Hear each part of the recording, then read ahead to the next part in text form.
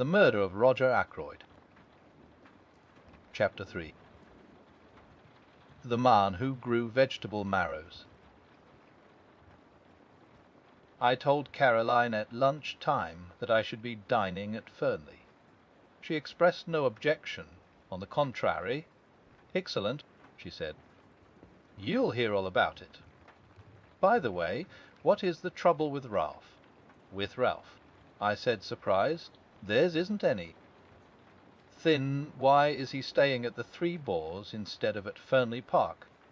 I did not for a minute question Caroline's statement that Ralph Peyton was staying at the local inn. That Caroline said so was enough for me. "Ackroyd told me he was in London," I said. In the surprise of the moment I departed from my valuable rule of never parting with information. "Oh," said Caroline.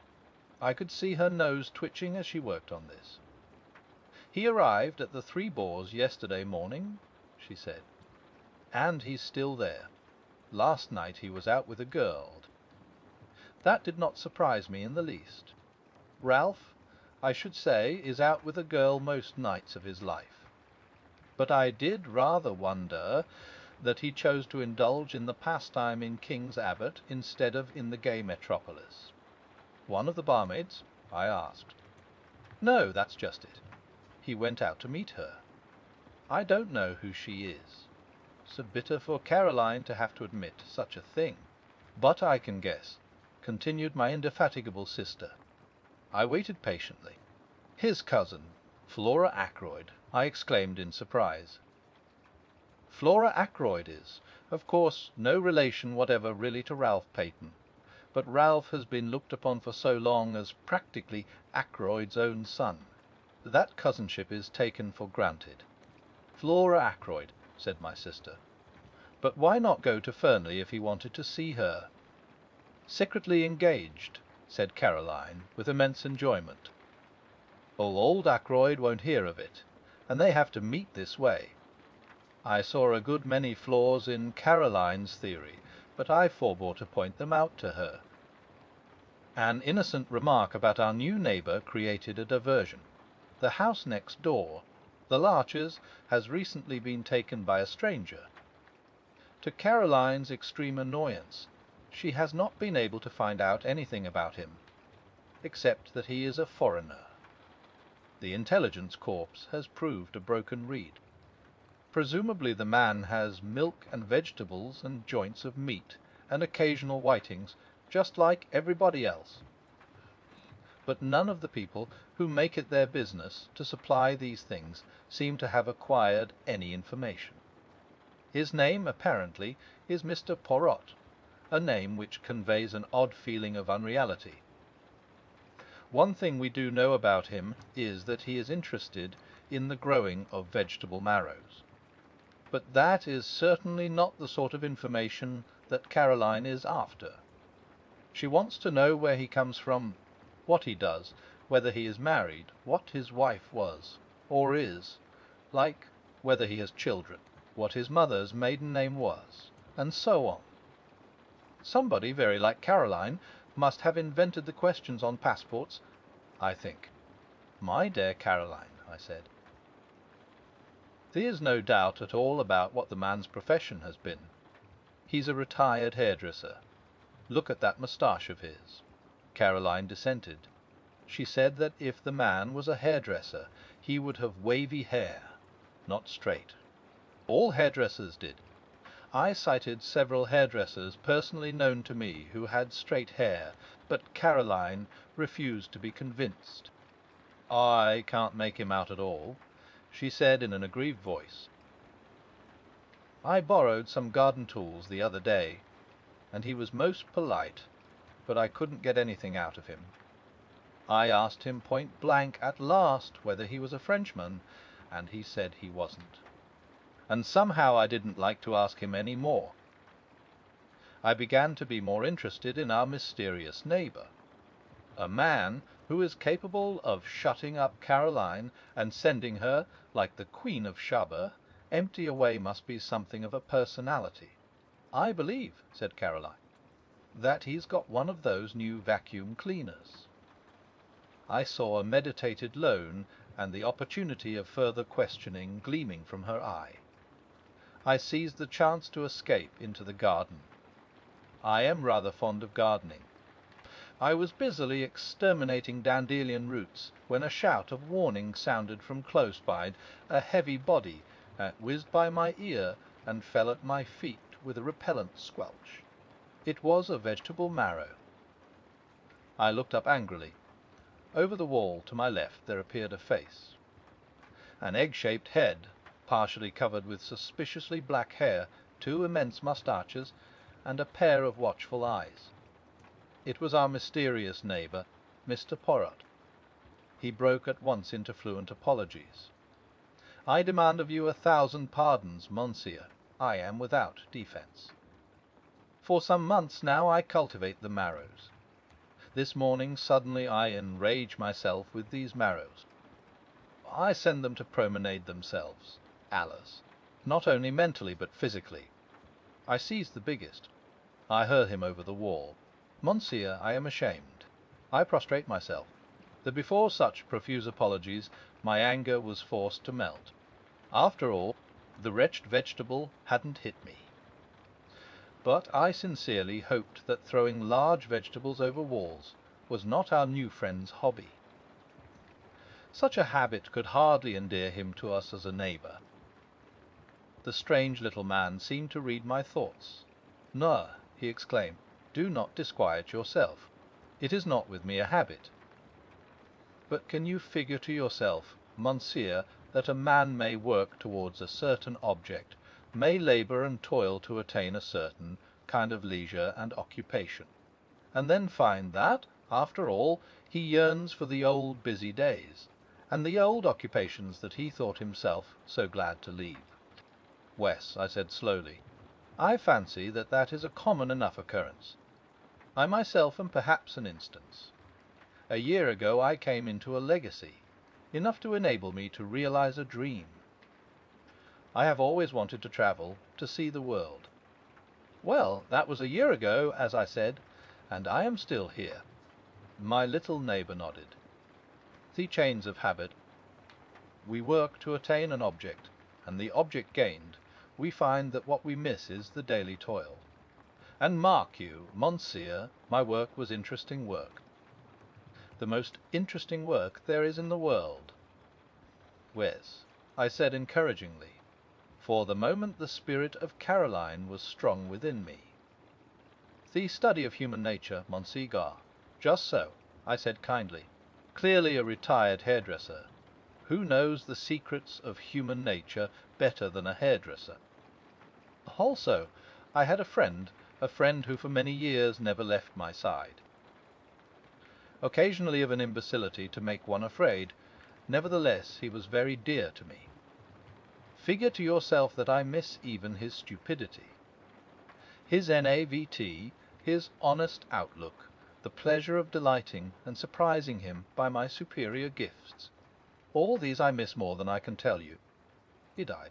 I asked sympathetically. "Not so.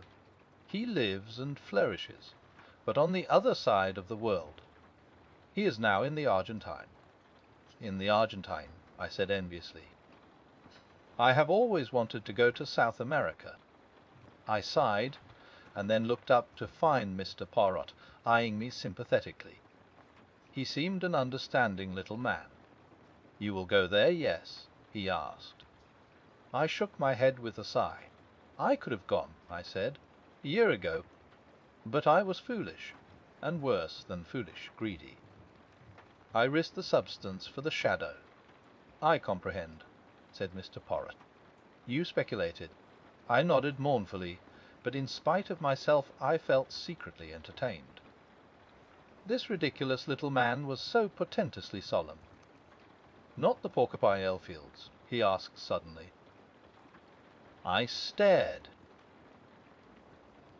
I thought of them, as a matter of fact, but in the end I plumped for a gold mine in Western Australia. My neighbour was regarding me with a strange expression which I could not fathom. "It is fate," he said at last. "What is fate?" I asked irritably.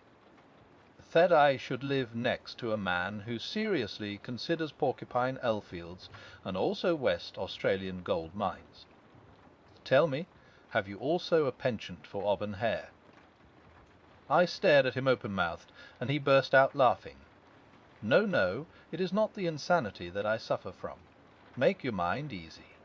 It was a foolish question that I put to you there. For see you, my friend of whom I spoke was a young man, a man who thought all women good, and most of them beautiful. But you are a man of middle age, a doctor, a man who knows the folly and the vanity of most things in this life of ours. Well, well, we are neighbours. I beg of you to accept and present to your excellent sister my best marrow." He stooped, and with a flourish produced an immense specimen of the tribe, which I accepted in the spirit in which it was offered. "Indeed," said the little man cheerfully, "this has not been a wasted morning. I have made the acquaintance of a man who in some ways resembles my far-off friend. By the way, I should like to ask you a question. You doubtless know every one in this tiny village.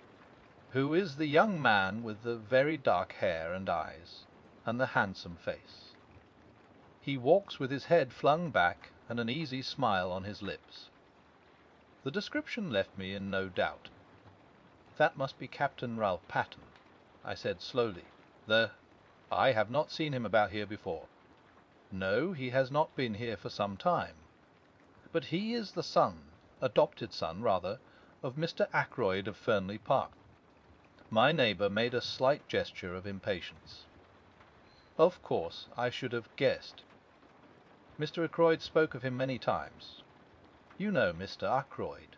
I said, slightly surprised. "Mr. Ackroyd knew me in London, when I was at work there. I have asked him to say nothing of my profession down here." "I see," I said, rather amused by this patent snubbery, as I thought it. But the little man went on with an almost grandiloquent smirk. "One prefers to remain incognito. I am not anxious for notoriety. I have not even troubled to correct the local version of my name." "Indeed," I said, not knowing quite what to say. Captain Ralph Patten, mused Mr. Poirot. "And so he is engaged to Mr. Ackroyd's niece, the charming Miss Flora." "Who told you so?" I asked, very much surprised. "Mr. Ackroyd, about a week ago. He is very pleased about it, has long desired that such a thing should come to pass, or so I understood from him. I even believe that he brought some pressure to bear upon the young man. That is never wise. A young man should marry to please himself, not to please a stepfather from whom he has expectations. My ideas were completely upset. I could not see Ackroyd taking a hairdresser into his confidence, and discussing the marriage of his niece and stepson with him.